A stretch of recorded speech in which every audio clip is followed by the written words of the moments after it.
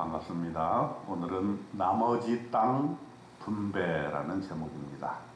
여호수아 18장 1절에 보면 이스라엘 자손의 온 회중이 실로에 모여서 거기에 회막을 세웠으며 그 땅은 그들 앞에서 돌아와 정독되었더라.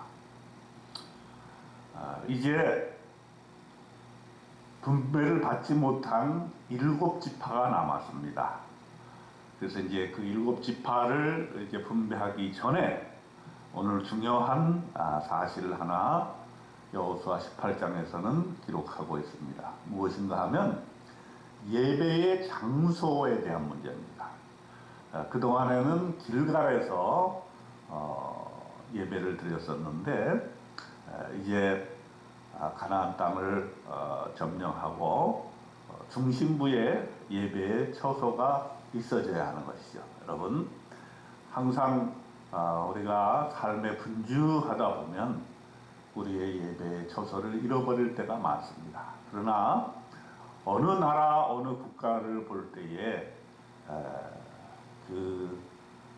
어느 마을이 형성이 될 때 그 마을의 중심부에 그 예배의 처소, 교회가 있게 되었을 때 그 마을은 복을 받게 되는 것입니다.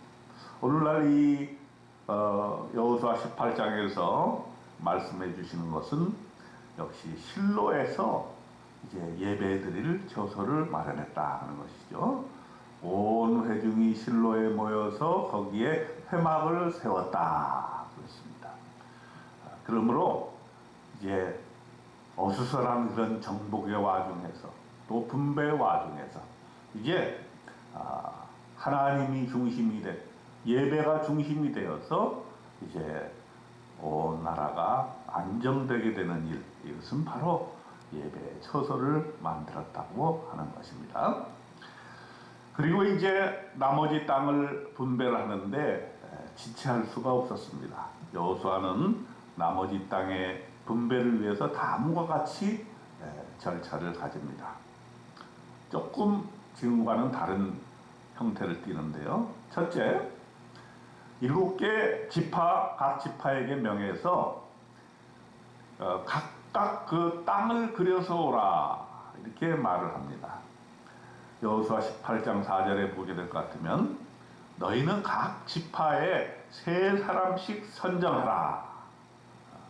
3사람을 선정해서 내가 그들을 보내리니 그들은 일어나서 그 땅에 두루 다니며 그들의 기업에 따라 그 땅을 그려가지고 내게로 돌아올 것이라 그랬습니다. 지금까지는 그런 적이 없었는데 이제 7지파에 대해서는 각각 지파에서 3사람씩 뽑아서 그 사람들이 돌아다니면서 땅을 그려가지고 와라는 거죠. 그래서 어떤 땅이 있는가, 그 땅들을 이제 7부분으로 그려라 하는 것이죠.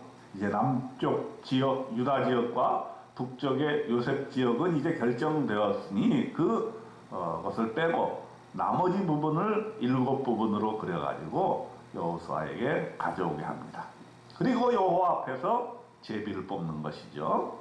제비를 뽑는데 이때 또 분명하게 기억나게 하는 것이 있어요. 뭡니까? 레위 사람은 분깃이 없었다는 것을 상기시키고 있습니다. 왜 그렇습니까? 레위 사람은 예배에 집중해야 되기 때문에 분깃이 없고 오로지 여호와 하나님 자신이 분깃이 되었다는 것을 이제 기억나게 하고, 또 그렇지만 그들도 사람이기 때문에 각 지파에서 이제 그 레위 지파를 위해서 이제 나눠주는 그 성과 목초지를 나눠주는 장면이 다음에 이제 나오게 되는 것입니다. 또 하나 상기시켜야 될 것은 뭐냐 하면 갓, 르우벤, 므낫세 반지파가 요단 저편 동쪽에서 이미 기업을 받았다는 사실을 또 상기시킵니다. 그것은 뭡니까? 온 민족이 하나가 되게 하는 동편이나 서편 어느 쪽도 다 이스라엘 민족이라고 하는 것을 상기시키면서 이제 이후에 이스라엘 민족이 하나가 되는 것을 항상 상기시켜 주고 있습니다. 이제 그러고 나서 이제 베냐민 자손의 기업을 분배를 합니다. 베냐민 자손의 기업은 그렇게 땅이 크지 않았습니다. 유다 땅은 무지무지하게 컸었죠, 남쪽에. 그리고 이제 요셉 지파의 땅도 북쪽에 넓게 자리를 잡았습니다.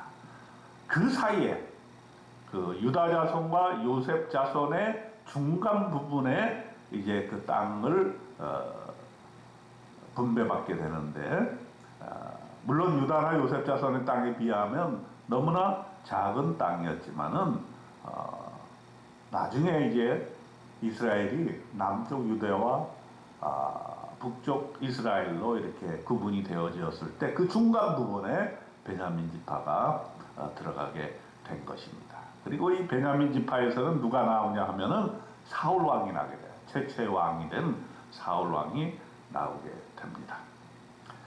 자, 우리가 이 여호수아 18장에서 묵상하여 메시지를 생각해 봅니다.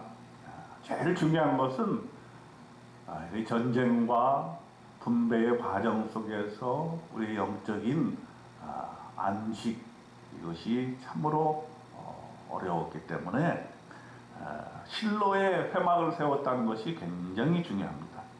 각 지파의 땅의 분배도 중요하지만 자기의 몫을 찾는 데 혈안이 돼서는 안 되고, 그 땅도 하나님께서 주셨다는 것을 항상 기억을 해야 되는 것입니다. 예.